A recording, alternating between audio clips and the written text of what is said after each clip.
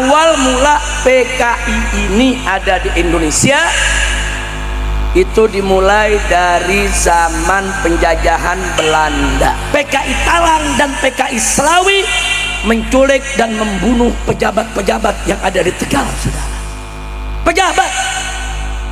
Pejabat-pejabatnya, lurahnya, camatnya, saudara, diculik, dibunuh. PKI Cek Mamat yang di Banten menculik dan membunuh Bupati Lebak Raden Hardi Winangun di jembatan Sungai Cimanca, saudara. Bupatinya diculik, dibunuh. Dan 108 tokoh Islam di Jawa Tengah, pimpinan pondok pesantren, pimpinan majelis taklim, kiai-kiai, bukan satu, saudara. Jumlahnya semua 108 orang diseret, saudara, dibunuh, dan mereka semua mayatnya dibuang di sumur-sumur di Magetan. Kan jenderal semua. Ingat ya, PKI ini bangkit. Ini indikasinya, saya jelaskan, saya buktikan satu persatu. Kalau Anda tidak waspada dari sekarang, saya katakan besok Anda sendiri akan menyesal. Nah, 20 indikasi yang saya urai hari ini sudah terjadi semua. Baru sekarang bukan indikasi lagi, udah fakta, saudara. Saya sudah sampaikan kepada para jenderal, saudara. Makanya PKI paling gak suka dengan namanya Habib Rizik atau siapapun yang dekat dengan Habib Rizik, termasuk Habib Bahar, Habib Alwi, saudara, bahkan Habib Zain, saudara. Enggak, pokoknya dekat dengan Habib Rizik ini semua mesti dihabisi, mesti dihina, mesti dicela. Karena selama ada para habaib dan ulama yang istiqomah, PKI tidak akan pernah bisa bangkit, saudara. Karena habaib dan ulama istiqomah siap berada di barisan paling depan untuk menghancurkan PKI kapan saja. Dulu namanya PKI, sekarang bukan PKI. Sekarang namanya Laskar Setan. Sekarang namanya Begal Nasab. Yang begitu-begitu, saudara. Enggak pakai PKI, saudara. Tapi gerakannya nyata. Mengadu domba ulama, mengadu domba kiai dengan kiai, mengadu domba habib dengan habib, mengadu domba habib dengan kiai.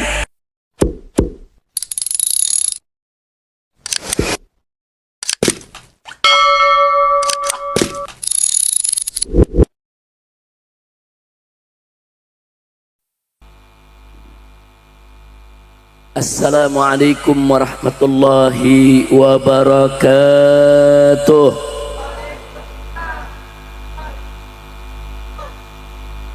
Bismillah walhamdulillah wala hawla wala quwwata illa billah. Ashhadu an la ilaha illallah wahdahu la syarika lah wa ashhadu anna sayyidana Muhammadan abduhu wa rasuluh la nabiyya ba'dah. Allahumma salli wa sallim wa barik ala sayyidina wa habibina wa syafi'ina wa maulana nabiyyina Muhammadin wa ala alihi at-tahirin at-tayyibin wa ashabihi al-ghurril mayamin wa man tabi'ahum bi ihsanin ila yaumiddin. Siyadatul habaib asy-syurafa wa sa'adatul ulama'il fudala wa jami'il hadirin wal hadirat al-ahibba'il a'izza rahimakumullah. Fi hadhihi al-munasabati as-sa'idah wa bimithli hadzal ijtima'il mubarak la ansa an usiyakum jami'an wa nafsi bitaqwallah wa bi ta'ati Rasulillah sallallahu alaihi wasallam. Fa nas'alullah subhanahu wa ta'ala an yaj'alana jami'an minal muttaqin. Amin ya rabbal alamin. Ahiba'il kiram, satu kebahagiaan bagi saya pada kesempatan malam hari ini bisa berjumpa lagi dengan segenap pembina, pengurus dan jamaah dari Majelis Taklim Al-Munawwir. apalagi perjumpaan ini dalam acara peringatan Maulid yang penuh keberkahan. Kita doakan semoga Majelis Ta'lim Al-Munawwir ini dijadikan oleh Allah sebagai majlisan salihan thayyiban nafi'an mubarakan, amin ya rabbal alamin. Diberkahi para gurunya, diberkahi para pengurusnya, diberikan kemenangan dalam setiap langkah perjuangan dakwahnya, amin ya rabbal alamin.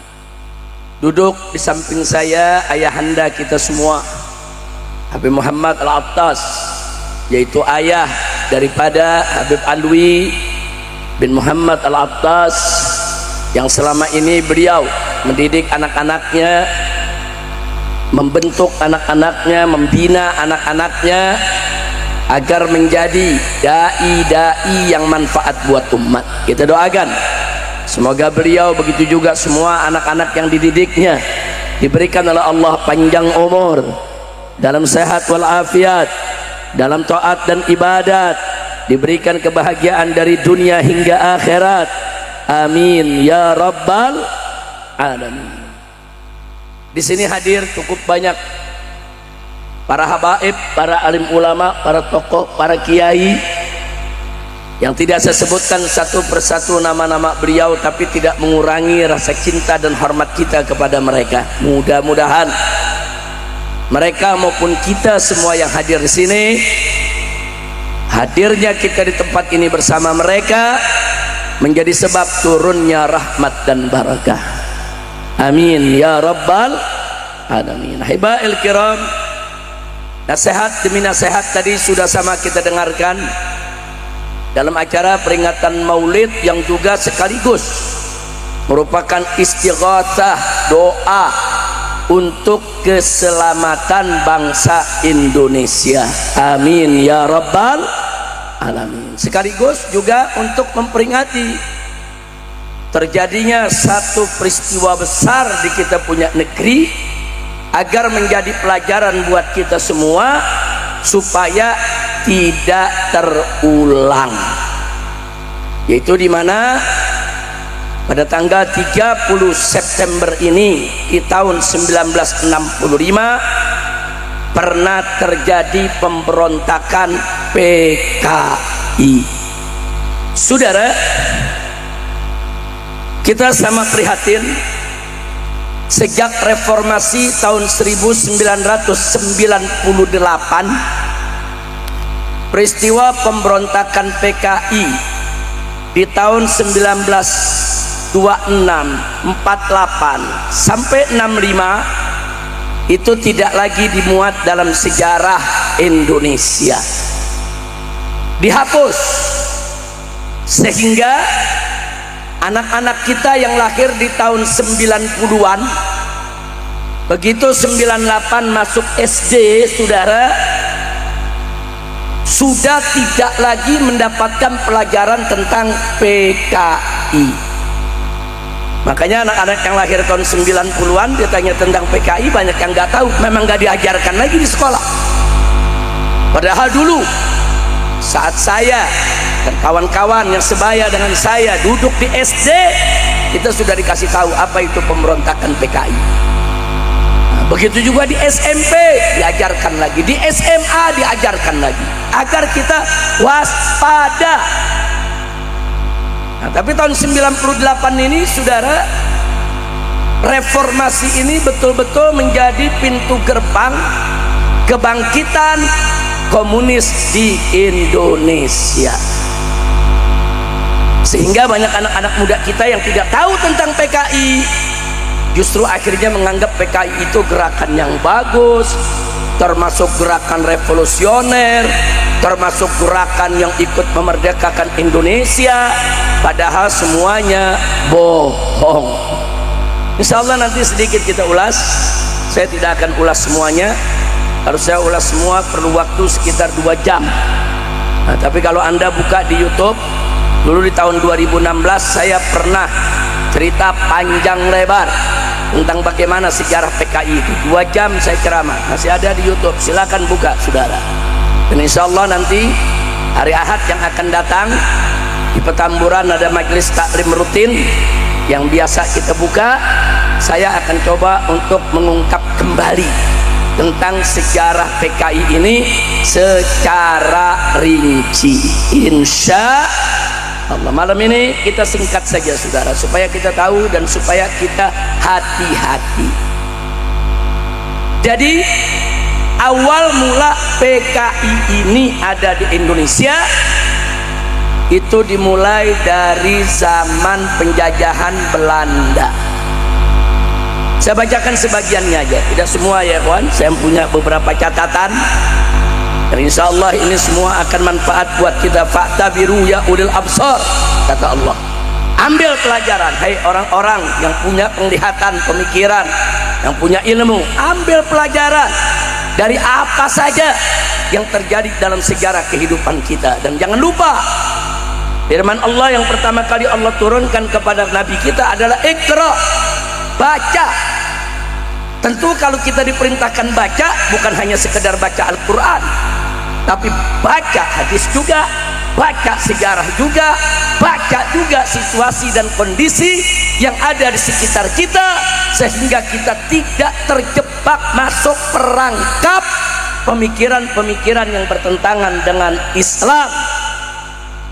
Nah, karena itu Iqra, baca Al-Quran, baca hadis, baca buku, baca kitab, dan baca sejarah, baca situasi dan kondisi di sekitar kita. Insya Allah dengan kita sering membaca, mengamati, kita akan banyak mendapatkan ilmu dan pengetahuan, sehingga kita lebih mudah untuk melakukan iktibar, dan kita lebih mudah untuk memagari diri agar kita tidak terjebak dengan pemikiran-pemikiran yang menyesatkan, insya Allah. Nah, hibail kiram, singkat saja saya ingin memberikan beberapa fakta sejarah. Di tahun 1914 seorang tokoh komunis Belanda namanya Henk Snevely, dia kumpulkan 85 tokoh Belanda dari partai komunis yang ada di Belanda. Mereka ingin mendirikan, saudara, satu asosiasi perburuhan di Indonesia, yang ketika itu nama Indonesia pemerintahan Hindia Belanda. Dulu namanya bukan negara Indonesia. Negara Indonesia belum lahir, saudara. Dulu nama negeri kita ini di zaman penjajahan dikasih nama pemerintahan Hindia Belanda, karena memang Belanda yang mengatur negeri kita. Belanda yang menjadi gubernur-gubernur di setiap provinsi. Belanda yang menetapkan segala aturan. Belanda yang membuat hukum untuk dipatuhi oleh bangsa Indonesia. Kita ada di bawah jajahan Belanda. Nah, Henk Snevely ini punya pemikiran, ingin mendirikan satu asosiasi perburuhan di Indonesia, kemudian merekrut para buruh dan para tani supaya mereka semua menjadi anggotanya, saudara. Dibentuklah yang disebut ISDV, saudara, yaitu Industri Sosial Demokratis Sidiniki. Ini dibentuk oleh Henk Snevely dan 85 tokoh komunis Belanda. Nah, begitu dibentuk, banyak kalangan buruh petani Indonesia ikut jadi anggota. Kenapa mereka tertarik jadi anggota? Karena ini organisasi yang dibuat oleh Belanda. Kalau nanti masuk ada perlindungan, nanti ada privilege, nanti ada kemudahan, nanti ada bantuan-bantuan, saudara. Nah, karena ini dibentuk oleh tokoh-tokoh Belanda, maka banyak buruh dan petani ikut menjadi anggota. Saat itu mereka belum pakai kata komunis, mereka masih pakai kata sosialis. Nah, orang-orang Islam banyak yang ikut karena mereka pikir ini sosialis, ini bukan komunis. Saudara ikut untuk saudara mendapatkan kemudahan-kemudahan di dalam berurusan dengan pihak Belanda. Singkat cerita, 3 tahun kemudian, tahun 1917, karena ISDV ini menonjolkan keberpihakannya kepada rakyat, hanya bicara masalah sosial, akhirnya Sarekat Islam, saudara, digandeng oleh ISDV untuk bekerja sama membentuk blok anti kapitalis. Jadi saat itu, saudara, kita tahu sosialis itu musuh besar kapitalis. Jadi Sarekat Islam dibujuk oleh ISDV, ayo dong kita bikin blok bareng-bareng, kami anti kapitalis, Anda Sarekat Islam juga anti kapitalis, kenapa kita nggak kerjasama? Nah, Sarekat Islam bekerja samalah dengan ISDV. Ingat, ISDV belum pakai kata komunis, saudara. Jadi bulu komunisnya belum kelihatan. Yang kelihatannya gerakan demokrasi sosialis. Makanya dari sekarang saya ingatkan, hati-hati dalam perpolitikan ini, saudara. Banyak serigala berbulu domba. Hati-hati. Kadang-kadang kalau kita bicara politik di Indonesia, ada yang pakai politik belah semangka, luarnya hijau Islam, dibelah dalamnya merah PKI, saudara. Hati-hati, mereka menyamar sebagai Islam, mereka menyamar sebagai saudara kita, tapi sebetulnya di dalamnya warna PKI, dan itu masih berlangsung sampai hari ini, saudara. Kita lanjutkan.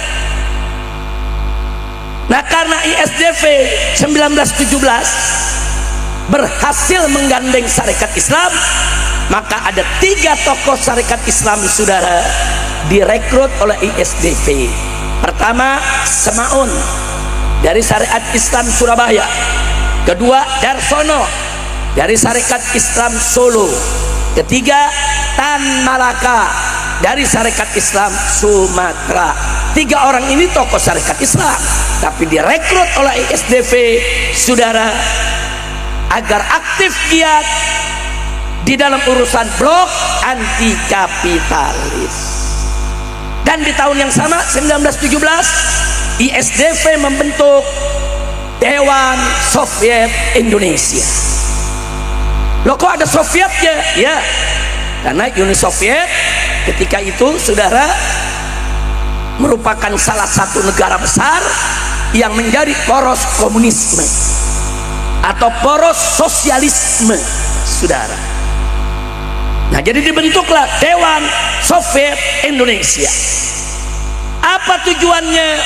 Ternyata orang-orang Belanda yang datang dari Belanda, dari Partai Sosialis Komunis, menginginkan supaya pemerintahan Hindia Belanda diubah menjadi pemerintahan komunis Hindia Belanda, saudara. Jadi ini bukan buat kemerdekaan Indonesia, bukan, saudara. ISDV ini tetap mendukung Belanda, cuma mereka nggak mau Belanda yang kapitalis, mereka maunya Belanda yang sosialis, Belanda yang komunis, saudara. Sama-sama penjajah. Nah, singkat cerita, saudara, apa yang terjadi selanjutnya, saudara? Selanjutnya mereka memprovokasi para buruh dan tani untuk melakukan berbagai macam, saudara, kerusuhan.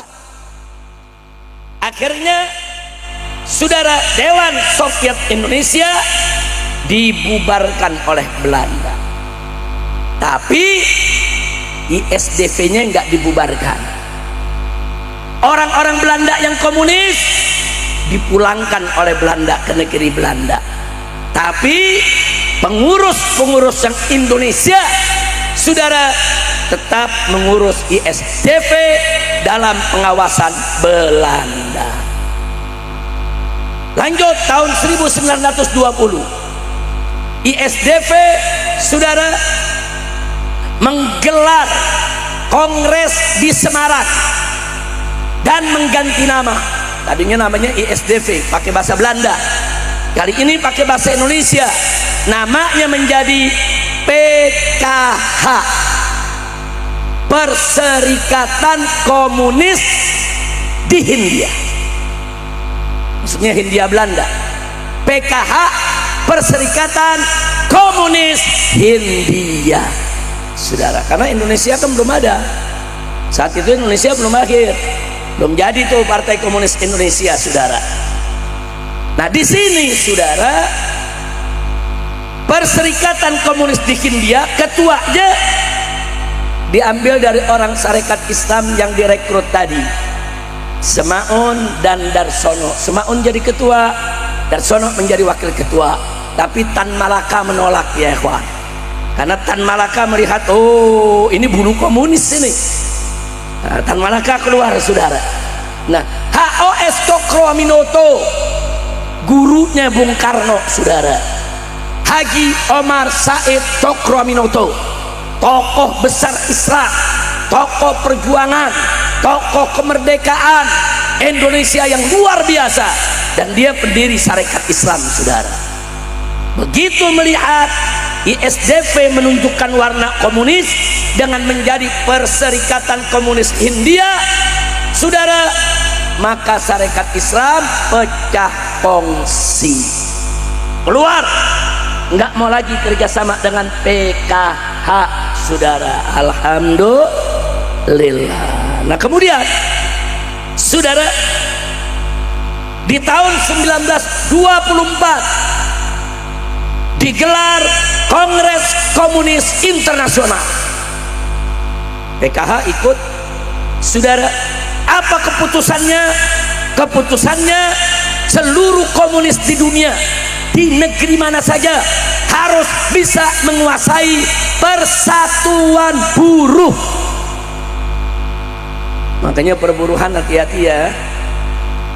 Di Bekasi ini banyak pabrik, sampai Cikarang sana banyak pabrik, banyak buruh, saudara. Nah dulu tuh ormas-ormas yang Islam dan yang komunis berebut buruh, saudara. Dia bikinlah serikat-serikat buruh. Nah banyak buruh yang nggak tahu mana Islam mana komunis, main masuk aja. Hati-hati. Sekarang juga serikat-serikat buruh ada yang Islam, ada yang tidak Islam, ada yang memang nasionalisme kebangsaan, dan hati-hati, ada juga yang warnanya komunis, saudara. Hanya komunisnya disembunyikan, saudara. Hati-hati para buruh. Di Bekasi banyak buruh nih. Dari dulu cara kerja mereka begitu, selalu kalangan buruh yang mereka ambil, selalu kalangan tani yang mereka rekrut, saudara. Nah kalau ada yang nanya, Habib, kenapa sih yang namanya PKI ini komunis kok laku jadi kalangan buruh dengan di kalangan petani? Sebab bujukannya maut. Apa dia bilang? Kalau komunis menang, saudara, itu sekolah gratis, rumah sakit gratis, saudara. Nggak ada itu orang kaya makin kaya. Buruh, saudara, itu akan sejahtera, petani akan sejahtera. Nggak ada itu oligarki lagi yang memimpin, saudara. Bujukan maut. Siapa yang nggak mau, saudara? Bahkan mereka berani katakan listrik nanti gratis, air gratis, semua kebutuhan masyarakat gratis. Orang miskin dibujuk dengan serba gratis, siapa yang nggak tertarik, saudara? Makanya dari dulu PKI laku di kalangan masyarakat bawah, karena bujukan mautnya, semua serba gratis kalau komunis menang, itu janjinya. Nah, jadi jangan kaget. Yang direkrut memang kebanyakan masyarakat yang bawah. Kalau yang atas jarang yang kena komunis, saudara. Masyarakat menengah ke bawah, nah itu yang direkrut oleh komunis. Dari dulu sampai hari ini mainnya tetap sama, saudara. Lanjut. Baik. Di tahun 1925 PKI dipimpin oleh Musso dan Alimin menyerukan revolusi. Ini menarik ya, saudara. PKH mau revolusi lawan Belanda. Nah, ini saudara, anak-anak keturunan PKI hari ini yang masih terkontaminasi dengan pemikiran komunisme ayah-ayah mereka, saudara, orang-orang tua mereka anggap ini revolusi melawan Belanda untuk kemerdekaan. Bohong.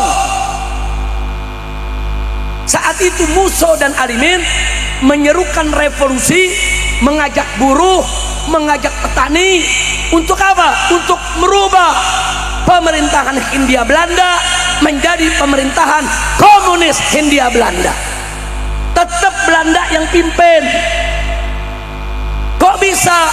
Karena tokoh-tokoh yang dari Belanda yang kemarin dipulangin tuh, saudara, komunikasi lagi sama mereka, bahkan melakukan pertemuan-pertemuan di luar, pertemuan di Soviet, pertemuan di Jerman melalui konferensi. Saudara, yang tadi kita sebutkan, saudara Henk Snepfrid itu mengundang itu tokoh-tokoh komunis yang dari Indonesia kumpul di Jerman, kumpul di Moskow, saudara. Nah, seruannya itu tadi. Akhirnya apa? Terjadilah, saudara, huru-hara. Buruh-buruh bakar pabrik, petani bakar perkebunan, saudara, di mana-mana bakar-bakaran, saudara. Bukan revolusi untuk Indonesia merdeka, bukan, saudara. Ada sejarahnya. Dan akhirnya apa yang terjadi? Terjadilah, saudara, huru-hara di tahun 1926. Ini yang PKI sering bilang, kami lebih dulu dari orang-orang Islam berjuang, kami lebih dulu lawan PKI, kami lebih dulu merebut kemerdekaan. Bohong. Begitu mereka melakukan, saudara, huru-hara, akhirnya mereka, saudara, diserang, dikepung oleh pasukan Belanda. Ribuan petani dan buruh ditangkap, ratusan yang digantung di jalan-jalan, dihukum mati, mayatnya digantung di jalan-jalan, saudara, sama Belanda. Nah, sementara pemimpinnya Musso tadi nggak dibunuh sama Belanda, dibuang ke Moskow, saudara. Nah, kenapa ke Moskow? Karena mereka komunisnya berkiblat ke Uni Soviet. Nah, kemudian itu tahun 27, saudara, dibubarkan oleh Belanda itu PKH, saudara. Bubar, udah nggak ada lagi, nggak boleh ada. Nah, jadi perlu diketahui, di tahun 1924 sebelum mereka ribut, saudara, mereka bikin konferensi kongres partai PKH, dan akhirnya PKH, Perserikatan Komunis Hindia, dirubah menjadi PKI, jadi Partai Komunis Indonesia. Jadi Partai Komunis Indonesia itu baru muncul tahun 1924. 1925, saudara, menyerukan revolusi. 1926 mereka bikin kerusuhan sosial. Tahun 1927 mereka semua ditangkap dan pimpinannya dibuang ke Moskow dan PKI dibubarkan. Nah, musuhnya enak, dibuang ke Moskow. Di Moskow dapat rumah, dapat mobil, dapat makan, dapat gaji tiap bulan. Ribuan buruh ditangkap, ribuan petani ditangkap oleh Belanda, disiksa, dan ratusan dihukum mati. Bahkan banyak mayatnya digantung di jalan-jalan oleh Belanda, saudara. Nah, sekali lagi, itu bukan revolusi untuk kemerdekaan, itu kerusuhan sosial untuk kepentingan politik partai komunis yang ada di Belanda, yang kerjasama dengan partai komunis di Indonesia. Kira-kira jelas tidak? Jelas tidak? Alhamdulillah. Baik, saudara. Nah, kalau sudah jelas, saudara, 10 tahun kemudian Musso diam-diam kembali ke Indonesia dari Moskow. Sampai di Indonesia, dia bentuk lagi PKI, tapi gerakan bawah tanah, gerakan yang nggak muncul ke permukaan. Dia nggak umumkan itu PKI-nya, saudara. Begitu pulang, dia susun, dia temui lagi itu dulu orang-orang dia, dibentuklah lagi PKI sebagai gerakan bawah tanah. Nah itu berlangsung saudara dari tahun 1936 sampai 1945. Nah 1945 tokoh-tokoh Islam dan tokoh-tokoh nasionalis sibuk ingin memerdekakan Indonesia. Digelarlah sidang-sidang BPUPKI. Di situ ada NU, ada Muhammadiyah, ada Sarekat Islam, dan masih banyak lagi ormas-ormas Islam lainnya yang ikut saudara. Dan di situ ada tokoh-tokoh kebangsaan, ada Bung Karno, ada Bung Hatta, ada Bung Yamin, saudara. Semua duduk merumuskan tentang kemerdekaan Indonesia. Catat, PKI nggak ikut, saudara. PKI nggak ikut. Nggak ada satu ekor pun PKI ikut rapat kemerdekaan Indonesia. Tidak ada. Nah, jadi jangan anak-anak keturunan PKI sekarang dia merubah-rubah sejarah, saudara. PKI nggak ikut. NU ikut. Di situ ada Kiai Haji Wahid Hasyim memimpin saudara rombongan dari NU. Sarekat Islam ikut.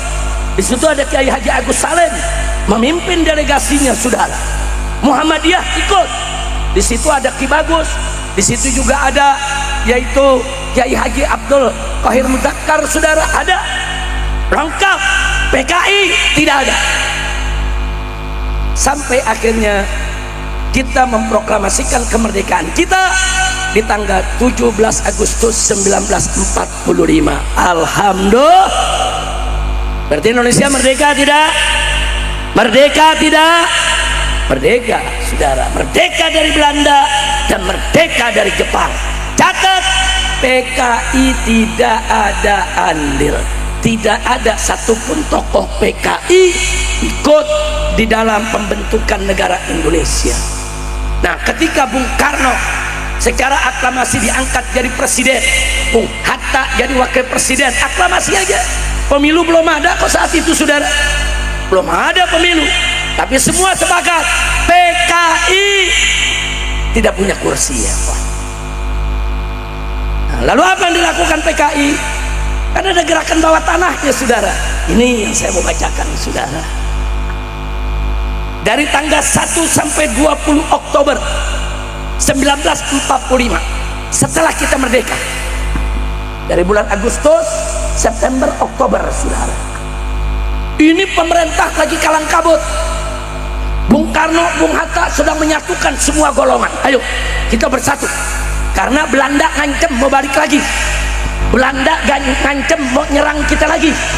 Belanda akan datang ke Indonesia untuk kembali menjajah.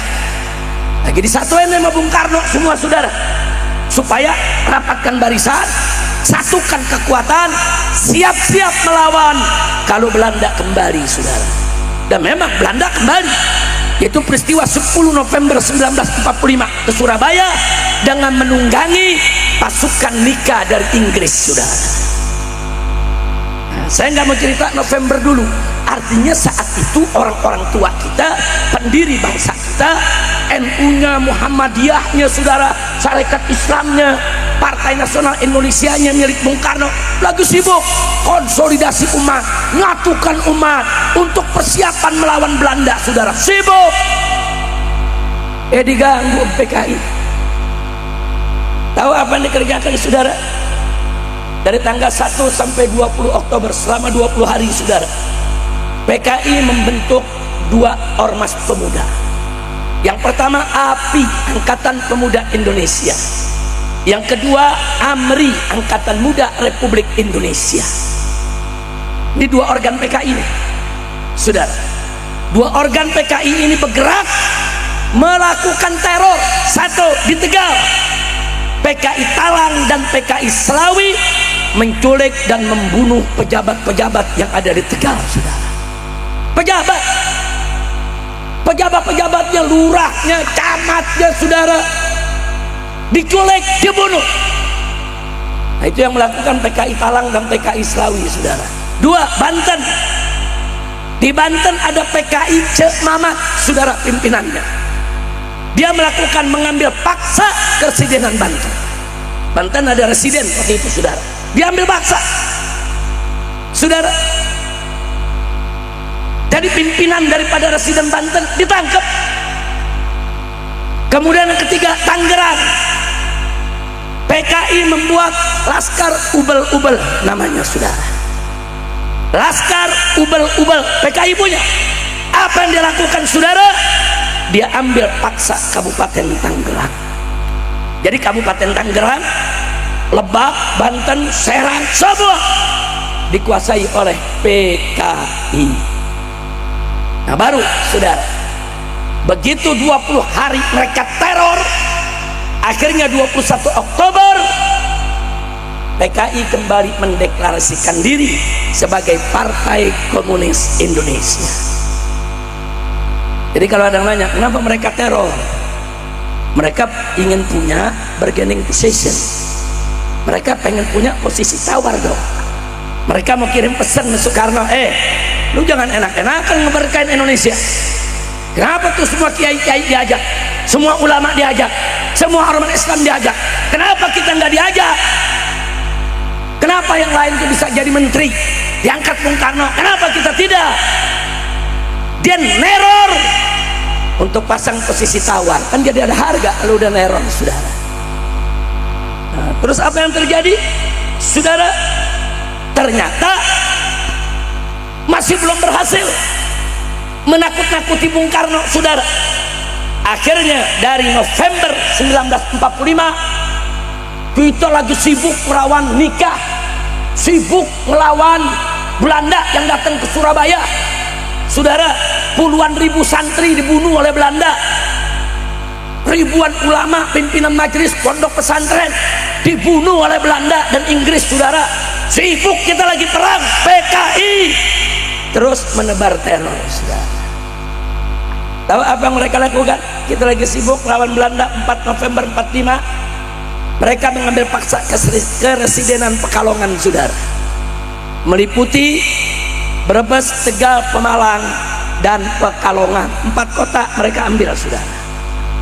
Kemudian 9 Desember PKI Cek Mamat yang di Banten menculik dan membunuh Bupati Lebak Raden Hardi Winangun di jembatan Sungai Cimanca, saudara. Bupatinya ditangkap, diculik, dibunuh. Kemudian tanggal 12 Desember 45 Laskar Ubel-Ubel membunuh seorang pahlawan nasional yang sangat terkenal, saudara. Siapa dia? Otto Iskandar Dinata. Dibunuh di Mauk di Tangerang, saudara. Nggak sampai situ, mereka serbu Cirebon. Tentara kita di Cirebon ditangkepi, dilucuti senjatanya, dan Cirebon diambil alih, saudara. Jadi nyatu tuh, dari Cirebon, Brebes, Tegal, Pemalang, Pekalongan, mereka ambil semua. Nggak sampai di situ, di Sumatera. Silakan tanya orang-orang Sumatera, khususnya di Sumatera Timur, saudara. Apa yang terjadi? Tanggal 3 Maret 46 PKI menyerbu Istana Langkat dan membantai Sultan, memperkosa keluarganya, menjarah harta bendanya. Sampai hari ini masyarakat Sumatera Barat, Sumatera Timur, bahkan sampai Deli Serdang di Medan, luar biasa sakit hatinya dengan PKI, saudara. Istana-istana Sultan mereka serbu, mereka bakar, mereka jarah, perempuannya mereka perkosa. Ini yang dilakukan oleh PKI. Sementara kita lagi sibuk perang sama Belanda, saudara. Silakan orang masyarakat Sumatera Barat tahu itu ceritanya. Silakan tanya bapak ibu mereka, saudara, bagaimana kejadiannya. Nah kemudian, saudara, akhirnya, saudara, Bung Karno nggak bisa buat apa-apa. Loh kenapa? Ya orang kita lagi perang sama Belanda, dirongrong sama teror-teror begini, saudara. Akhirnya Bung Karno merangkul PKI. Nah, PKI artinya berhasil meletakkan diri di posisi yang punya nilai dalam politik, saudara. Ayo, lu nggak ajak gua ajak-ajak di negara. Lu nggak ajak gua teror ini di mana-mana. anak PKI diajak di tahun 1947. PKI gabung saudara dengan Bung Karno, dan tokoh PKI yang bernama Amir Syarifuddin dijadikan Perdana Menteri Indonesia. Soekarno tetap presiden, Perdana Menterinya adalah Amir Syarifuddin. Jadi kalau yang belajar sejarah dengar, oh ada Perdana Menteri namanya Amir Syarifuddin, tokoh PKI saudara. Nah, karena memang saat itu Bung Karno lemah, orang posisi bagaimana nggak lemah, tentara juga lemah saudara, karena di mana-mana diteror. Nah, lalu masuk tahun 48 saudara, Soekarno mulai menyusun kekuatan dengan kelompok nasionalis dan juga dengan tentara, dan atas dorongan Bung Hatta saudara, Soekarno setuju kabinet Amir Syarifuddin dibubarkan. Jadi cuma 1 tahun tuh PKI megang kabinet saudara, jadi Perdana Menteri, diganti oleh Bung Hatta saudara. Nah, Bung Hatta ditugaskan oleh Bung Karno, ya sudah, ini PKI nggak bener, karena 1 tahun Amir Syarifuddin jadi Perdana Menteri, itu lurah-lurah, camat-camat di mana-mana diganti sama orang PKI sudah. Camat diganti sama PKI, lurah diganti sama PKI, bupati diganti sama PKI saudara. Gak sampai di situ, kepala-kepala polisi, kepala-kepala tentara di berbagai daerah diganti sama PKI. 1 tahun berkuasa PKI, semua jabatan sampai ke daerah diambil sudah. Makanya Bung Hatta yang orang Sumatera Barat, Islamnya kuat saudara, beliau seorang nasionalis, melihat ini bahaya dibiarkan, beliau sampaikan ke presiden. Beliau sampaikan ke presiden saudara, protes dari kelompok-kelompok Islam. NU khawatir, Muhammadiyah khawatir, Syarikat Islam khawatir saudara, semua khawatir. Akhirnya berhasil meyakinkan Bung Karno, diangkatlah Bung Hatta yang membentuk kabinet. Tahu apa yang dilakukan Bung Hatta saudara? Begitu beliau pegang, beliau melakukan program RERA. Apa itu RERA? Reorganisasi dan rasionalisasi. Tujuannya bersihkan pegawai negeri dan TNI dari unsur PKI. Jadi saat itu banyak pegawai negeri dari PKI, banyak pimpinan tentara dari PKI. Jadi kalau ada tentara ngomong umat Islam hati-hati ya, disusupi PKI. Awal tentara disusupi PKI kok, bukan umat Islam saudara. Nah akhirnya Bung Hatta saudara, dia bersihin mana komandan tentara yang PKI, dia berhentiin, diganti dengan komandan tentara yang bukan PKI saudara. Apakah yang Islami atau yang nasionalis saudara, pokoknya PKI dibersihin oleh Bung Hatta, semua dibersihin. Oh PKI marah saudara, luar biasa marah kepada Bung Hatta. Semua, mau lurah, mau camat, mau kepala desa saudara, dibersihkan habis-habisan. Pegawai negeri yang PKI disingkirkan, dimasukkan yang nasionalis, dimasukkan yang cinta NKRI, dimasukkan yang Islami saudara. Alhamdulillah. Lalu apa anda pikir PKI putus asa? Oh enggak saudara. Saudara, begitu mereka lihat Bung Hatta melakukan pembersihan, mereka membentuk Front Demokrasi Rakyat. Hati-hati ya, PKI suka pakai kata-kata demokrasi, demokrasi rakyat, demokrasi ini, demokrasi sosialis, demokrasi itu. Hati-hati saudara.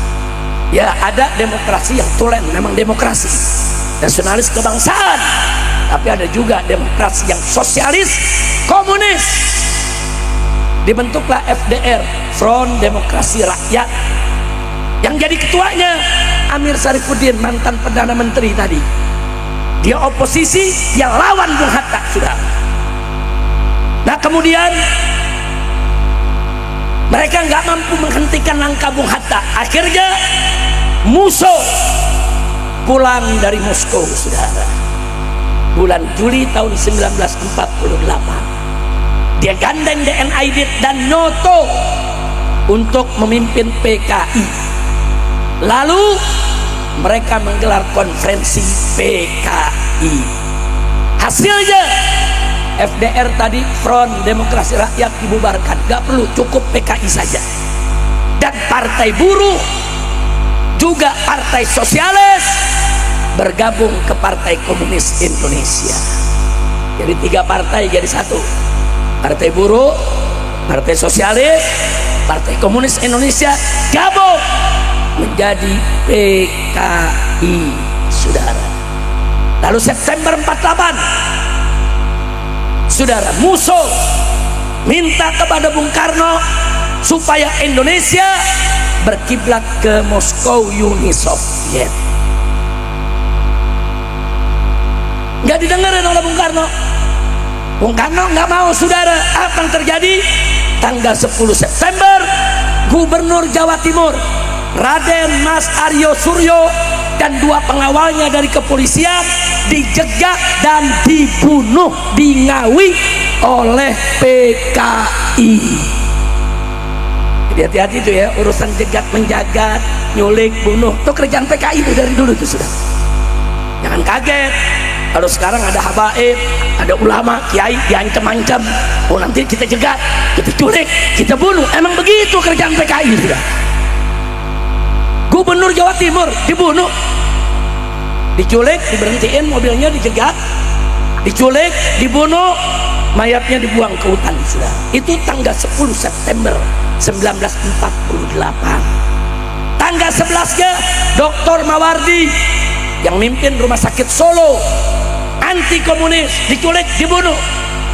Tanggal 12-nya Kolonel Marhadi di Madiun, diculik, dibunuh. Kalau Anda ke Madiun, ada monumennya saudara, monumen Kolonel Mahardi saudara. Kemudian tanggal 13 di Madiun terjadi bentrok antara TNI dengan TNI saudara. Kok bisa? Yang satu TNI pro PKI, yang satu TNI pro Republik Indonesia saudara. TNI yang pro Republik Indonesia itu dipimpin oleh Panglima Besar Jenderal Sudirman saudara. Jadi TNI sama TNI perang, yang satu PKI, yang satu pro Republik Indonesia saudara. Ternyata PKI-nya itu sendiri ada yang tentara saudara. Jadi jangan kita pikir tentara kita dari dulu bersih, enggak. Makanya tentara mesti jaga diri, jangan sampai ada orang-orang otak PKI dijadiin pimpinan, betul. Nah akhirnya ini dia saudara, tentara yang pro PKI angkat senjata lawan tentara yang pro Republik Indonesia saudara. Perang itu terjadi di Madiun saudara, tanggal 13 September. Tanggal 17-nya pesantren-pesantren diserang oleh PKI saudara. Kiai Haji Sulaiman Zuhdi Afandi dan 108 tokoh Islam di Jawa Tengah, pimpinan pondok pesantren, pimpinan majelis taklim, kiai-kiai, bukan satu saudara, jumlahnya semua 108 orang diseret saudara, dibunuh, dan mereka semua mayatnya dibuang di sumur-sumur di Magetan saudara. Jadi ada kiai-kiai yang dari Madiun, kiai yang dari Magetan, kiai dari tempat lain diculik. 108 orang ulama, belum santri nih, baru kiai, dibunuh, dihabisi saudara. Dan tanggal 18 September Kolonel Joko Sujono, Kolonel Joko Sujono, tentara bukan itu? Tentara. Apa yang dilakukan? Dia deklarasikan negara baru dengan nama Negara Republik Soviet Indonesia. Kok bisa Republik Indonesia dirubah jadi Republik Soviet Indonesia saudara? Musso pimpinan PKI sebagai presiden, Amir Sarifuddin mantan Perdana Menteri yang diangkat oleh Bung Karno dulu terus diberhentikan, saudara, diangkat sebagai Perdana Menteri negara baru Republik Soviet Indonesia. Nah, kemudian tanggal 19 September PKI berhasil menguasai Madiun dan sekitarnya. Nah, TNI kita kepukul mundur, saudara, kepukul mundur. Mereka kuasai Madiun, Magetan, Ponorogo, Pacitan, Trenggalek, Ngawi, Sukoharjo, Wonogiri, Purwodadi, Kudus, Pati, Blora, Rembang, Cepu, dan lain-lain, saudara. Artinya banyak betul kota-kota di Jawa Tengah jatuh ke tangan PKI. Nah, akhirnya tentara di Jawa Tengah meminta bantuan dengan tentara dari Brawijaya, Jawa Timur, saudara. Tetap nggak menang. Akhirnya belakangan minta bantuan, saudara, dengan tentara Siliwangi dari Jawa Barat, saudara. Begitu Siliwangi turun dengan pasukan Jawa Baratnya yang memang banyak muslim kuatnya, saudara, gempur PKI, TNI menang, saudara. Alhamdulillah. Nah, Jenderal besar, Panglima besar, saudara, yaitu Bapak Jenderal Sudirman, pada tanggal 30 September mengumumkan bahwa Madiun berhasil direbut kembali. Nah, tapi belum selesai, kota-kota lain belum jatuh, tapi paling tidak Madiun pusatnya udah direbut, saudara. Nah, dari situ bulan Oktobernya pimpinan-pimpinan PKI dikejar. Bulan Oktober tanggal 30-31 Musso dan Amir Sarifuddin yang jadi presiden dan perdana menteri negara baru Republik Soviet Indonesia ketangkap dan dieksekusi mati. Sedangkan Nyoto lari ke Cina, saudara. Nah, di sini catat ya, dulu ke Moskow, sekarang ke Cina. Artinya apa? Setelah 48 PKI kiblatnya nggak ke Moskow lagi, tapi kiblatnya ke Cina, saudara. Sama-sama komunis. Akhir November 1948 seluruh wilayah yang dikuasai PKI berhasil direbut kembali oleh tentara kita. Alhamdulillah. Itu tahun 48. Nah, kemudian apa yang terjadi setelah itu, saudara? Nah, setelah itu, saudara, di 48 itu para tentara mencari informasi. Tuh orang-orang yang dibantai, dibunuh, di mana mayatnya. Sampai 2 tahun nggak ketemu, saudara. Nah, baru di awal tahun 50 ketemu, saudara. Itu mayat-mayat tadi ketemu. Ada pembantaian habis-habisan, yaitu di pabrik gula Boranggaring dan pabrik gula Alas Tua di dekat Desa Geni di Magetan. Itu semua pekerja di dalam pabrik, pemiliknya, kiai yang diculik, santri yang diculik, dibunuh, banjir darah, darahnya ke semata kaki, sudah semua disembelih. Itu namanya tragedi pabrik gula Boranggaring. Nah, tapi banyak mayat belum ketemu, khususnya mayat yang 108 ulama tadi, saudara. Nah, akhirnya ditemukan, saudara, ada 7 sumur, disebut sumur neraka, saudara. Semuanya di Magetan. 2 sumur ada di Kecamatan Bendo, 2 sumur ada di Kecamatan Kawedana, 3 sumur ada di Kecamatan Ngadirejo, Konongomulyo, dan Bandarjo. Ternyata di dalam 7 sumur itulah ulama-ulama kita, kiai-kiai kita, santri-santri pondok, semua dimasukkan ke sumur tersebut, sudah. Nah, tahun 50 karena ada PKI yang ditangkap, diinterogasi oleh tentara, akhirnya ada PKI yang ngaku, saudara, dan terbongkar itu mana sumur-sumur neraka tadi, saudara. Sampai di sini saya mau berhenti dulu. Saya tanya nih semua, PKI kejam tidak? Saya mau tanya semua, PKI kejam tidak? Jahat tidak? Biadab tidak? Nah, kalau gitu, kalau PKI bangkit lagi, setuju tidak? Terima atau jangan? Terima atau tolak? Kalau PKI mau bangkit, siap ganyang mereka? Takbir! Angkat tangan semuanya, takbir! Sallu ala Nabi. Jadi saudara, sengaja saya sampaikan supaya anak-anak kita yang lahir tahun 90-an ke atas nih tahu cerita PKI. Ini yang saya cerita baru sedikit, saya ringkas saja saudara. Kalau diceritakan panjang bisa berjam-jam. Mereka biadab saudara. Tapi yang aneh saudara, mari kita lihat. Kemudian saudara, tadi yang lari ke Cina si Nyoto saudara, ternyata melobi pemerintah Cina supaya mendapat dukungan PKI bisa bangkit lagi. Yang menarik saudara, di tahun 49 ulama dan tentara minta kepada Bung Karno agar membubarkan PKI, tapi Bung Karno nggak mau bubarkan PKI. Kita nggak paham apa Pak Karno ada tekanan, atau Pak Karno punya hubungan khusus, atau beliau punya pemikiran yang kita tidak paham. Yang jelas, yang kita tahu fakta sejarah, Bung Karno tidak setuju PKI dibubarkan. Sehingga di tahun 1950 Nyoto dari Cina balik lagi ke Indonesia, nggak ditangkap saudara. Ini terlibat pemberontakan 48 saudara, nggak ditangkap, bahkan bikin PKI. Dan gilanya PKI, nah ini dia saudara, oh PKI kalau urusan jilat menjilat nomor 1 saudara. Maka jangan kaget kalau sekarang banyak anak turunan PKI jago menjilat. Datang PKI bangkit, jilat Soekarno, dia dukung Soekarno habis-habisan sudah.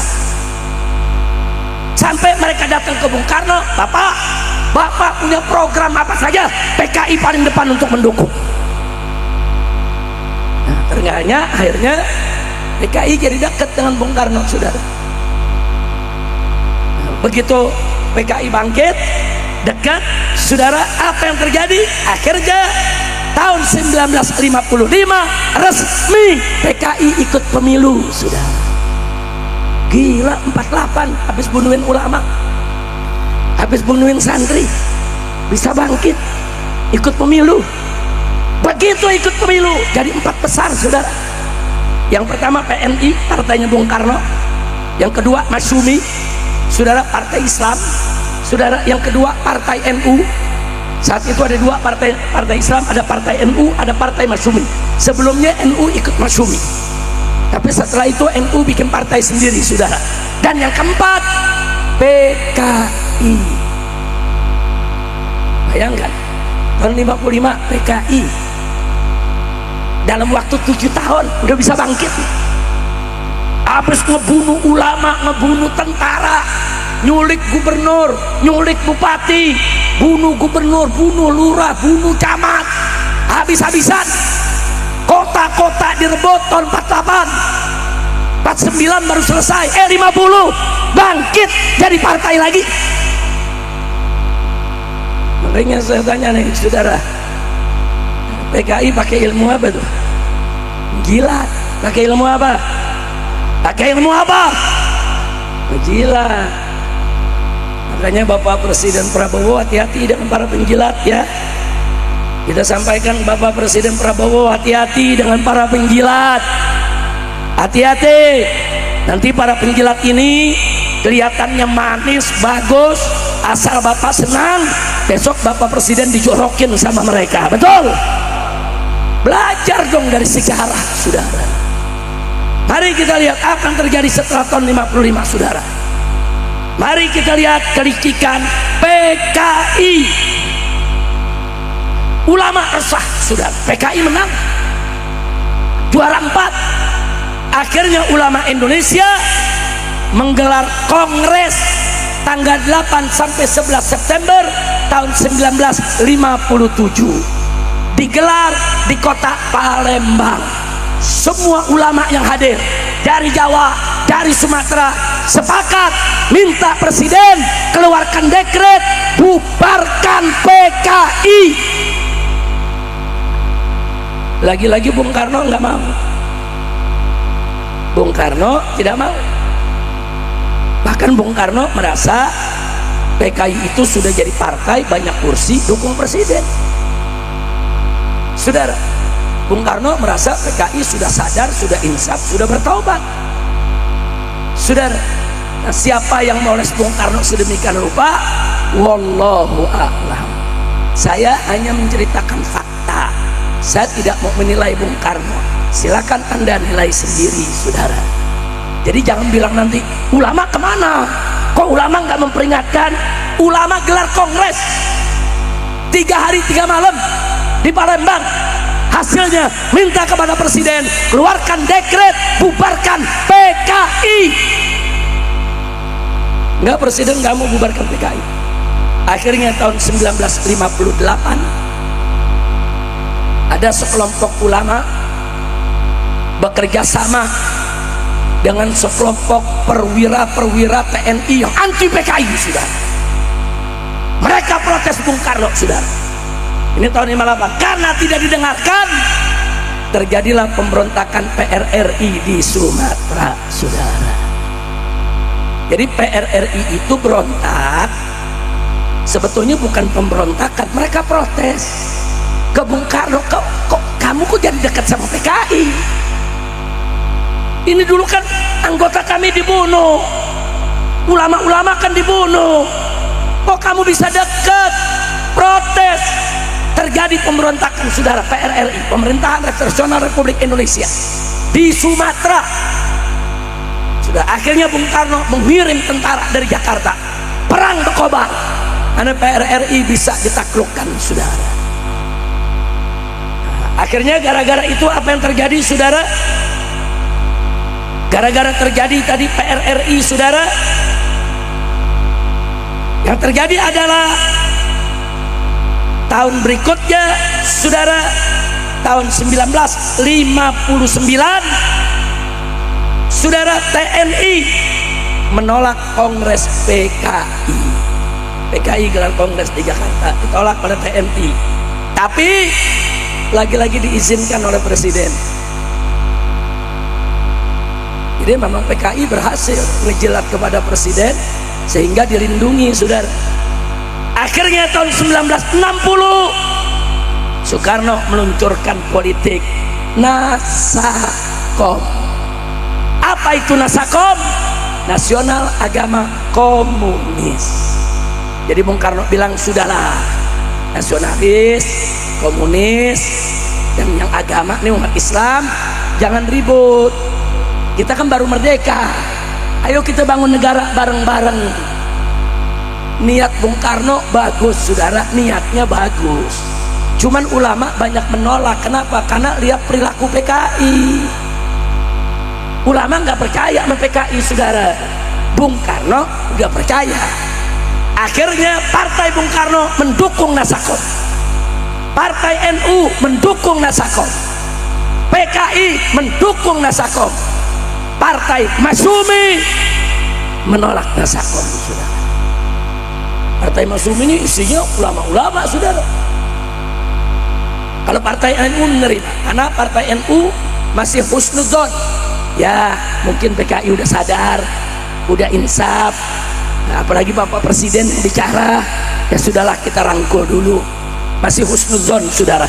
Tapi ulama-ulama dari Masyumi nggak terima, karena itu tadi baru tahun 48 mereka bunuh kiai, bunuh jenderal, bunuh gubernur, bunuh lurah, bunuh camat, bakar pesantren. Kok bisa dirangkul? Akhirnya apa yang terjadi, saudara? Begitu awal tahun 60 Soekarno meluncurkan Nasakom, karena Masyumi tidak terima. Tanggal 17 Agustus saat perayaan kemerdekaan RI di tahun 1960, Masyumi dibubarkan. Menang PKI. Masyumi ini partai Islam besar, saudara, partai pemenang pemilu, dibubarin.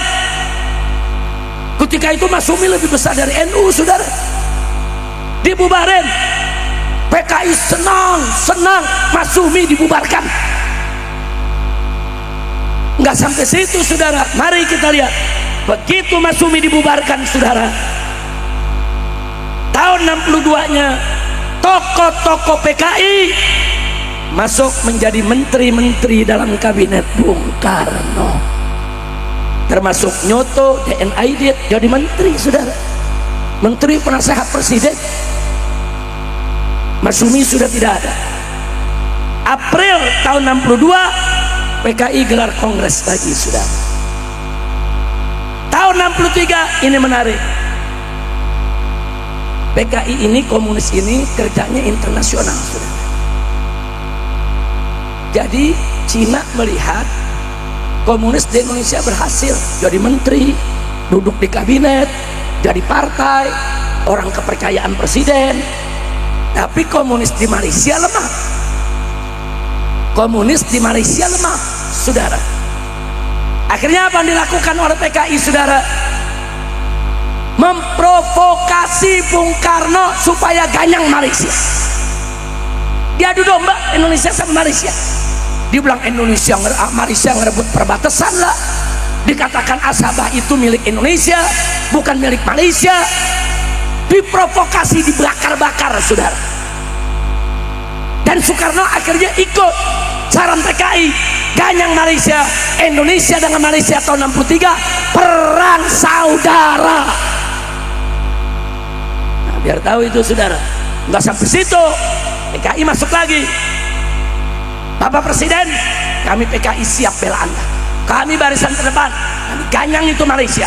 Tapi kami minta bentuk angkatan kelima, karena anggota kami ini banyaknya petani, banyaknya buruh, tenaga kasar.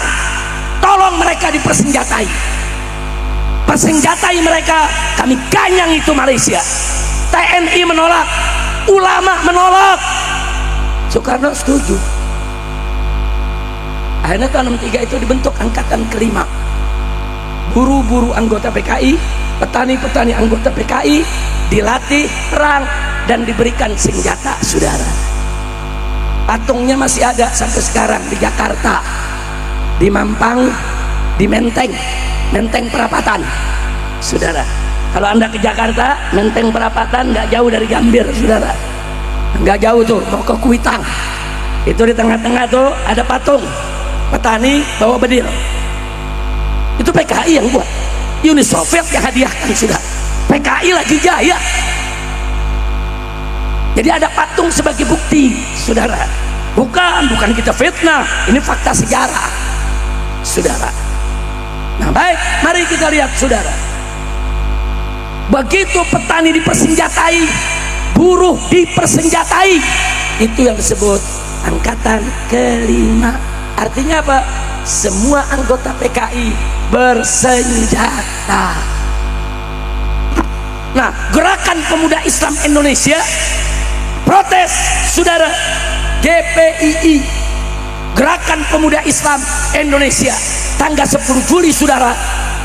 Karena mereka protes kebijakan Soekarno bikin angkatan kelima buat membesarkan PKI, GPII dibubarkan. Pokoknya nggak setuju Nasakom, anti PKI, bubar.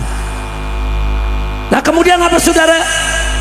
Ulama-ulama yang dulu berjuang di Masyumi, saudara, juga menolak Nasakom. Akhirnya para ulama semua ditangkap sama Bung Karno dan dijebloskan ke penjara tanpa pengadilan.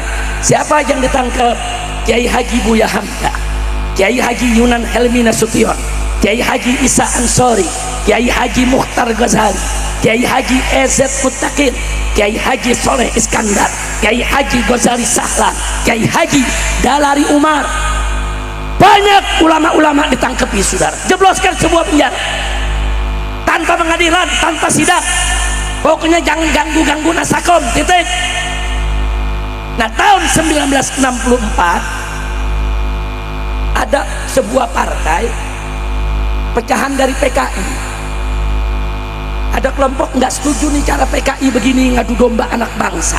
Dia keluar dari PKI, didirikan partai baru, namanya Partai Murba, Musyawarah Rakyat Banyak, Murba.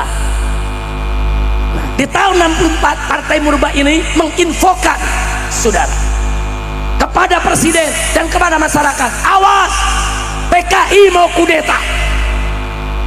64 udah dikasih tahu. Yang ngasih tahu ini mantan orang dalam, saudara. Awas, PKI mau kudeta. Soekarno nggak percaya.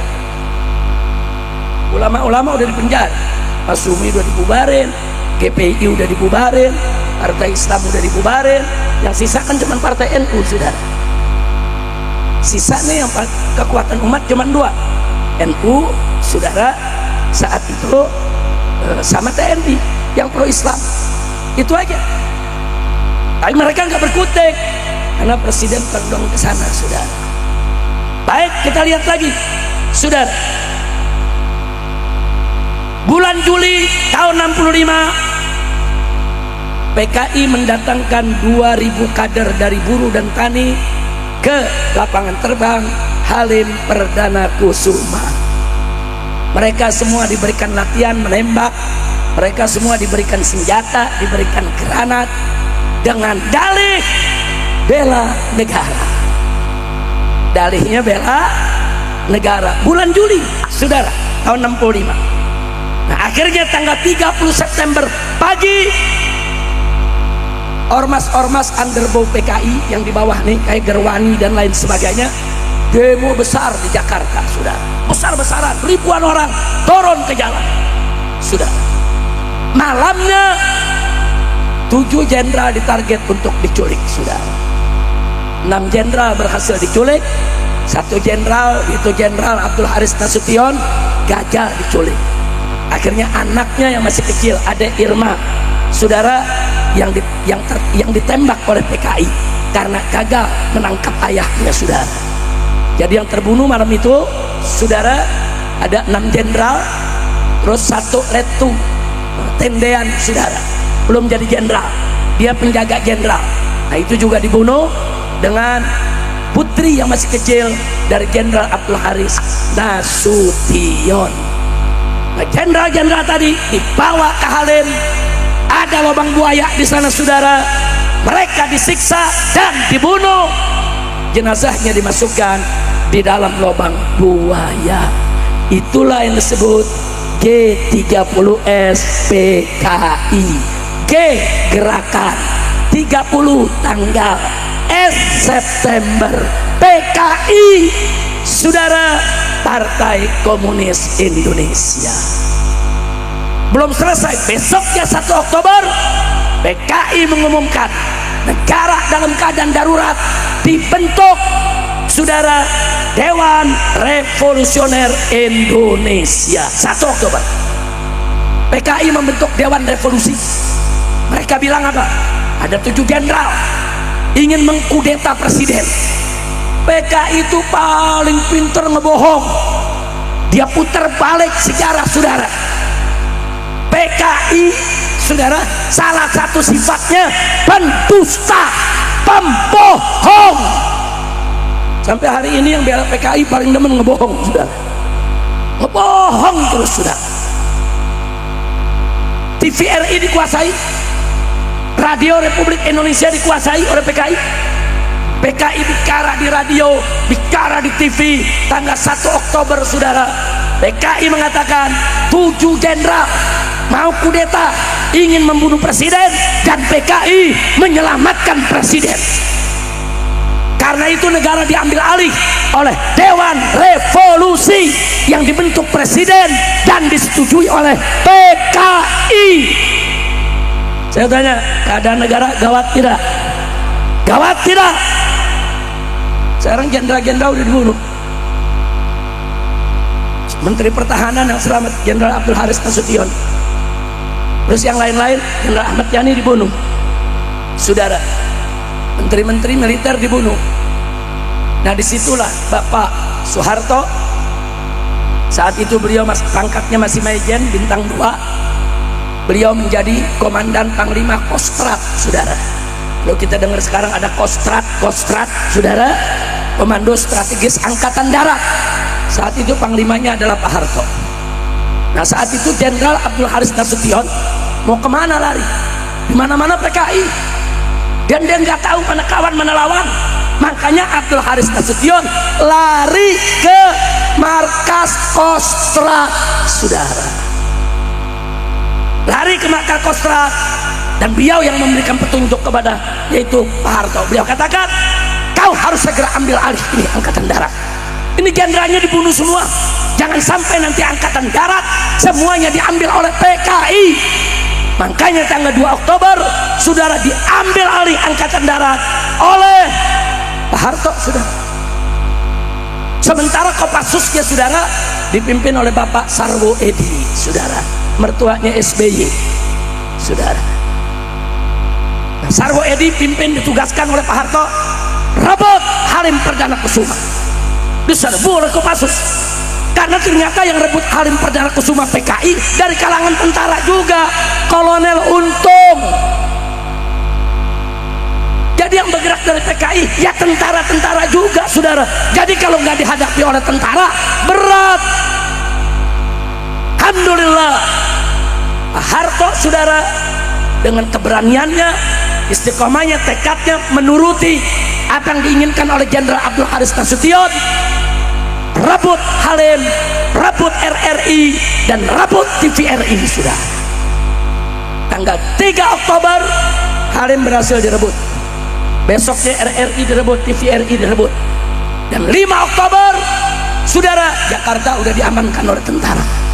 Makanya 5 Oktober disebut, saudara, hari lahirnya ABRI, atau tanggal 1 Oktobernya disebut hari kesaktian Pancasila, saudara. Selamat.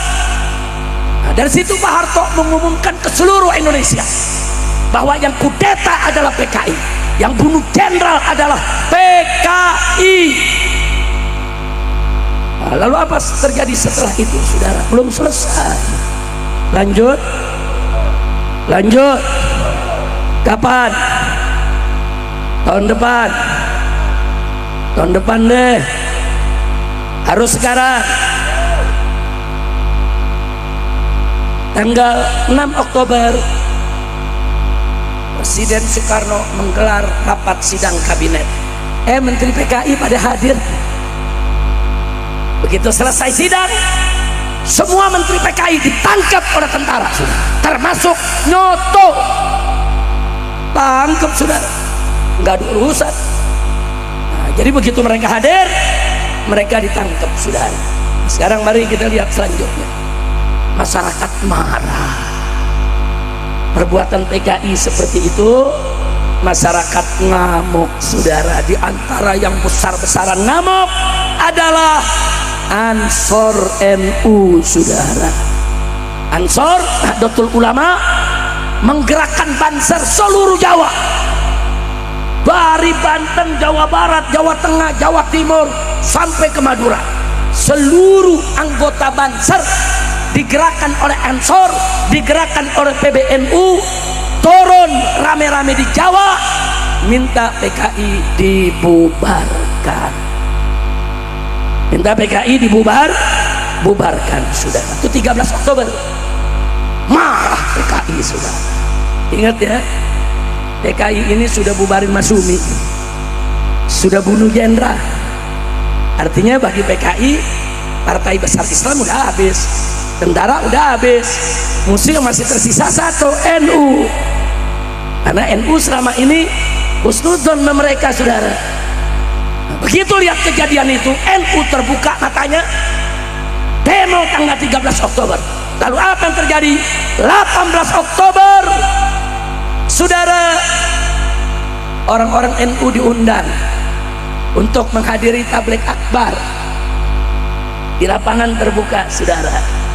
Gerwani-gerwani PKI nyaru jadi muslimat NU, anak-anak muda PKI nyaru pakai baju Banser.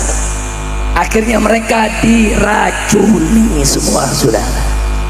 Dan saat itu yang mati, yang keracunan banyak, saudara. Yang keracunan banyak, yang mati 66 kader Ansor diracun dan mati, saudara. Banser mati, saudara. Nah, jadi kalau kita mau tahu itu kejadiannya, saudara, tanggal 18 Oktober itu disebut tragedi Cemetuk. Nah, itu ada di Banyuwangi, saudara, di Jawa Timur. Setelah kejadian tersebut, saudara, besoknya 19 Oktober di mana-mana NU dengan PKI bentrok, saudara. Dan NU dibantu oleh ormas-ormas Islam. Ada Muhammadiyah, ada Sarekat Islam, saudara. Ada mantan-mantan Masumi, saudara. Di Jawa Barat mantan-mantan anggota-anggota DI, TII dan lain sebagainya, saudara. Perang antara umat Islam yang semula dimotori oleh Ansar NU, saudara, melawan PKI. Akhirnya PKI banyak yang terbunuh, sebagian besar ditangkap, yang terlibat dalam kepengurusannya pemberontakan dibuang ke Pulau Buru, saudara, sampai puluhan tahun mereka dipenjara di sana. Dan akhirnya Soeharto pada tanggal 12 Maret, saudara, tahun 66, setelah beliau mendapat Super Semar, surat perintah 11 Maret, besoknya saudara Pak Harto yang membubarkan PKI. Loh, kenapa Pak Harto? Lagi-lagi Soekarno tidak mau membubarkan PKI.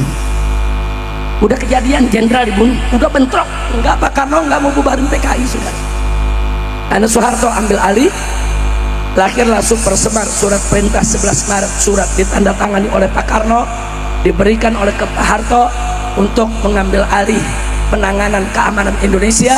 Besoknya secara resmi Pak Harto membubarkan PKI dan menangkapi tokoh-tokohnya, saudara. Dan resminya pada akhirnya, saudara, bulan November Aidit ditangkap dan dihukum mati, saudara. Kemudian tidak sampai di situ, pada tanggal 5 Juli tahun 1966 sepakatlah MPRS mengeluarkan TAP MPRS nomor 25 tahun 66 tentang pembubaran PKI dan pelarangan penyebaran paham Marxisme, Leninisme dan komunisme. Sejak itu PKI dilarang, saudara. Kira-kira saya sampaikan jelas tidak? Paham tidak? Alhamdulillah. Nah, dari sini masih ada lanjutannya nanti aja, saudara. Nah, saya cukup, ini kan judulnya G30 SPKI. Nah, sekarang pertanyaannya, saudara, Habib, apa PKI ini bangkit? Oh, bangkit. Mana buktinya? Nanti kalau lama lagi. Mau tahu buktinya? Betul? Buka aja YouTube, tulis Habib Rizik dengan judul 20 indikasi kebangkitan PKI. Di situ saya uraikan 20 tanda-tanda PKI bangkit, saudara. Dan itu saya sampaikan di hadapan ratusan purnawirawan jenderal di Balai Kartini Jakarta ketika ada yaitu seminar tentang PKI. Saya sudah ingatkan di situ, Pak Tri Sutrisno hadir, saudara. Saya ingatkan kepada para mantan jenderal semua, ingat ya, PKI ini bangkit. Ini indikasinya, saya jelaskan, saya buktikan satu persatu. Kalau Anda tidak waspada dari sekarang, saya katakan besok Anda sendiri yang akan menyesal. Nah, 20 indikasi yang saya urai hari ini sudah terjadi semua. Baru sekarang bukan indikasi lagi, udah fakta, saudara. Saya udah ingetin, hati-hati ya, hati-hati.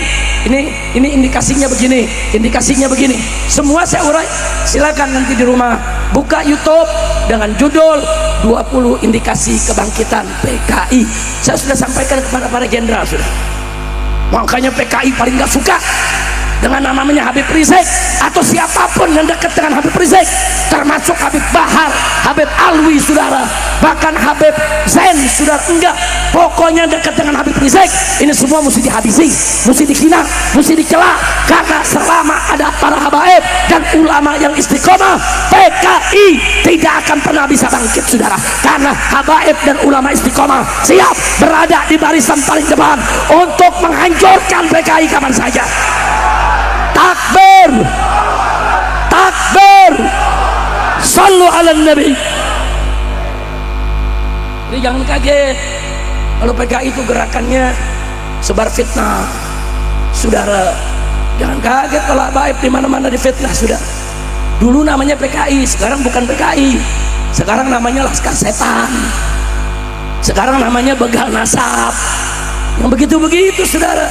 Enggak pakai PKI saudara, nggak ada mereka pakai PKI lagi saudara, tapi gerakannya nyata, mengadu domba ulama, mengadu domba kiai dengan kiai, mengadu domba Habib dengan Habib, mengadu domba Habib dengan kiai. Saya mau tanya umat Islam, mau diadu domba tidak? Mau diadu domba tidak?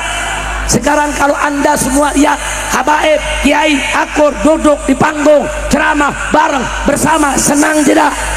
Senang tidak? Bersyukur tidak? Nah, sekarang saya mau tanya semua, siap bersatu? Siap berjuang? Siap bela kiai? Siap bela ulama? Siap bela habaib? Siap jaga pesantren? Siap jaga agama? Siap jaga negara? Angkat tangan semua aja, takbir. Sallu ala nabi.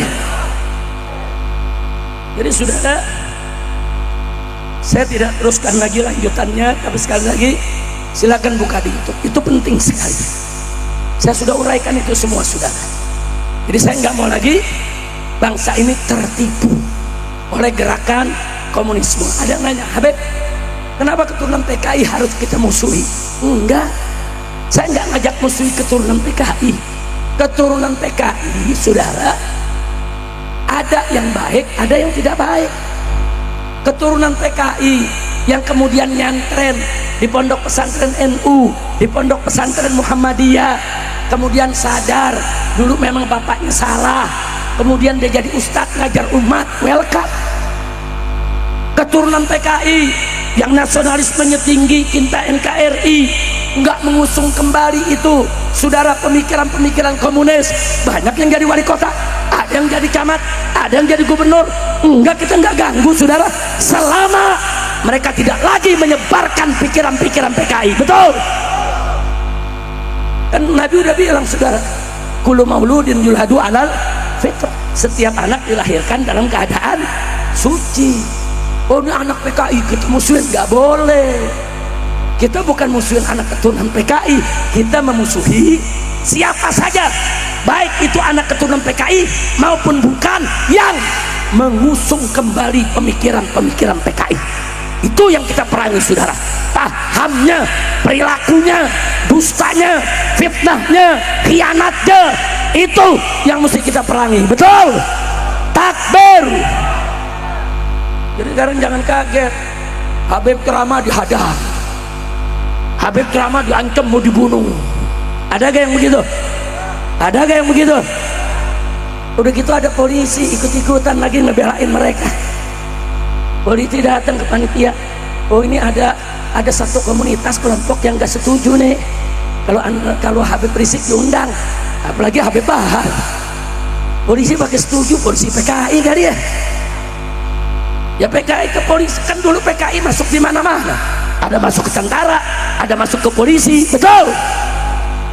Polisi yang baik, tentara yang baik, yang setia kepada negara, setia kepada Pancasila, setia kepada NKRI, tidak mungkin membiarkan apalagi membesarkan kelompok-kelompok yang membawa paham-paham PKI. Betul? Takbir. Jadi kalau ada oknum tentara, oknum polisi coba-coba membesarkan gerakan kelompok-kelompok otak PKI saudara, yang suka membubarkan pengajian, menyerang pesantren saudara, mengancam kiai saudara, berarti saya curiga bahwa neo PKI zaman sekarang sudah mulai masuk lagi ke TNI maupun ke Polri. Betul? Memang itu saya tanya, kalau Bapak Presiden Prabowo Subianto melakukan gerakan pembersihan TNI dan Polri dari unsur-unsur neo PKI, dukung tidak? Dukung tidak? Takbir. Ya, tapi presidennya serius, jangan cuma omong-omong. Betul? Oh, kemarin presiden mengatakan, saya akan berantas korupsi, saya akan lawan mafia, saya akan lawan oligarki, saya nggak bisa diancam. Saudara, kurang ajar itu mafia, kurang ajar itu koruptor sama oligarki. Presiden diancam, presiden diancam. Kalau presiden lagi diancam, apalagi lu. Betul? Ayo saya tanya, kalau ada kelompok udah berani ancam presiden, berarti ancam kita berani gak? Ancam rakyat berani gak? Kurang ajar tidak? Maka itu sudah kami sampaikan ke Bapak Presiden Prabowo, Pak Presiden, Anda jangan takut dengan mafia, jangan takut dengan koruptor, jangan takut dengan oligarki. Kalau betul Anda serius mau perang lawan koruptor, mafia, oligarki, demi Allah saya yakin para habaib, para ulama bersama umat siap berdiri paling depan untuk lawan para koruptor, mafia dan oligarki. Betul? Takbir!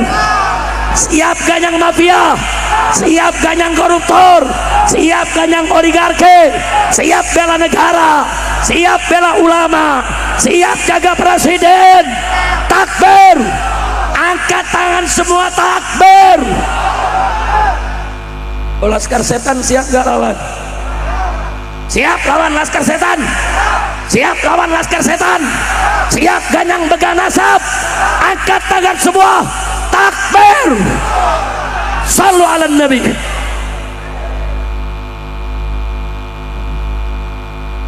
Kira-kira yang saya sampaikan paham gak? Saya pikir udah cukup. Ntar gigi tujuhnya ada Habib Bahar. Habis ini gigi tujuhnya ada siapa nih? Ada Habib Bahar, saudara. Nah, dari saya memang saya sudah bicara sama Habib Alwi karena ini merupakan tanggal 30 September. Jadi saya mau raih itu sejarah, saudara. Nah, sekarang saya tanya, begitu Anda lihat itu sejarah, ngeri tidak, saudara? Ngeri tidak? Bahaya tidak? Nah, sekarang kalau udah tahu begitu, saya makanya kalau gitu PKI bahaya apa kejam? Bahaya apa jahat? Biarkan atau lawan? Betul? Takbir! Saya udah minta dengan Bapak Presiden supaya soal PKI masukkan lagi di buku pelajaran supaya rakyat se-Indonesia tahu. Karena maaf Pak Bu ya, sesuatu yang dimasukkan lewat kurikulum itu dibaca oleh jutaan rakyat lewat sekolah. Kalau lewat kurikulum itu nyebarnya gampang, tapi kalau cuma lewat ceramah begini ya, yang hadir aja yang paham, atau yang dengar dari rumah yang paham. Kalau yang nggak ngaji, nggak hadir, nggak dengar, berapa juta saudara yang nggak tahu. Nah, saya lagi terus mendorong pemerintah, tolong sejarah soal PKI dari 1914 sampai 1965 bahkan sampai hari ini saudara, neo PKI-nya uraikan supaya rakyat bisa waspada. Nah, kenapa saya lihat ini penting? Sebab begini Pak, Indonesia ini bukan negara kaya. Kalau Indonesia negara kaya, saya nggak khawatir saudara komunis nggak laku, nggak laku. Yang jadi masalah Indonesia ini banyak orang miskin. Orang miskin ini dijanji-janjiin sama neo PKI, kalau sosialis menang rakyat nggak ada yang miskin, sekolah gratis, klinik gratis, listrik gratis, bensin gratis, gas gratis, semuanya serba gratis. Makanya orang miskin tertarik, padahal dusta. Hati-hati soal kebohongan begitu. Tuh kemarin aja ada presiden 10 tahun ijazahnya nggak jelas. Soal ijazah aja nggak jelas, gue nggak ngerti. Anaknya ikut-ikutan nggak jelas, ya kacau tidak? Kacau tidak? Udah jangan gue yang bahas tuh urusan Habib Bahar. Pokoknya Habib Bahar nih kalau udah ceramah ganyang PKI jangan gigi 7 lagi, gigi 9. Kira-kira sampai di sini apa yang saya sampaikan paham? Jelas? Alhamdulillah. Sekian yang bisa saya sampaikan. Sebelum Habib Bahar tampil, yuk rame-rame kita baca sholawat Badar dulu. Silakan, tolong dibantu Habib ini Hamzan. Silakan Habib Husain dibantu. Kita baca rame-rame ya sholawat Badar semuanya. Ada tim hadroh di sini? Mana tim hadrohnya? Siap-siap. Ayo semuanya siap-siap, bantu semua. Salatullah salamullah ala Taha Rasulillah. Salatullah salamullah ala Yasin Habibillah. Salatullah salamullah ala Taha Rasulillah. Salatullah salamullah ala Yasin Habibillah.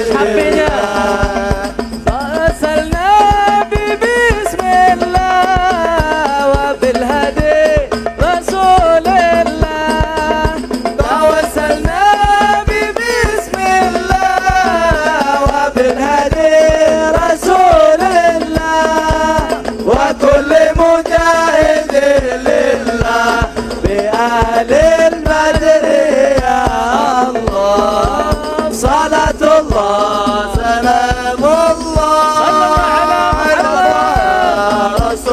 الله صلاة الله سلام الله على ياسين حبيب الله إلهي سلم الأمة من الآفات والنقمة إلهي سلم الأمة آفات والنقمة ومن هم ومن غمة بأهل البدر يا الله صلاة الله سلام الله على طه رسول الله صلاة الله سلام الله على ياسين حبيب الله إلهي كفر وأكرمنا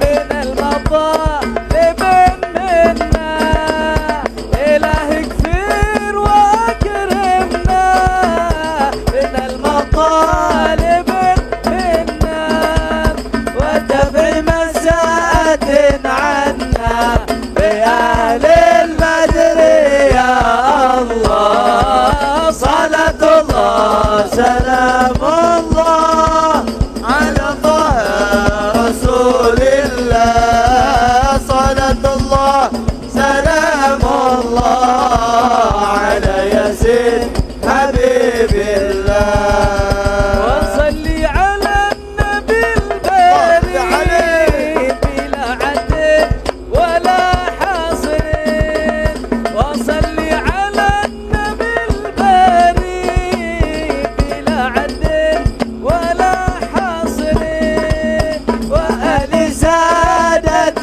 الغر بأهل البدر يا الله صلاة الله سلام الله على طه رسول الله صلاة الله سلام الله على ياسين حبيب الله على ياسين حبيب الله على ياسين حبيب الله صلوا على النبي. Sekian dari saya, jangan bergerak, kita dengarkan ceramah dari Habib Bahar bin Smith. Insya Allah setelah itu kita tutup dengan talqin, zikir, doa, biar kita semua diberkahi oleh Allah. Amin. Nah, semoga tidak ada yang pulang dari tempat ini nanti kecuali dosanya diampuni oleh Allah, kesalahannya dimaafkan, utang piutangnya dilunaskan, penyakitnya disembuhkan, kesulitannya dimudahkan, kesempitannya dilapangkan, jodohnya dientengkan, rezekinya dimurahkan, rumah tangganya diharmoniskan, mendapatkan keturunan yang solehin dan solehat, bahagia dari dunia hingga akhirat. Amin ya rabbal alamin. Terima kasih atas segala perhatian. Mohon maaf atas segala kekurangan, kehilafan dan kesalahannya. Hadani Allah wa iyyakum ila siratil mustaqim. Wassalamualaikum warahmatullahi wabarakatuh.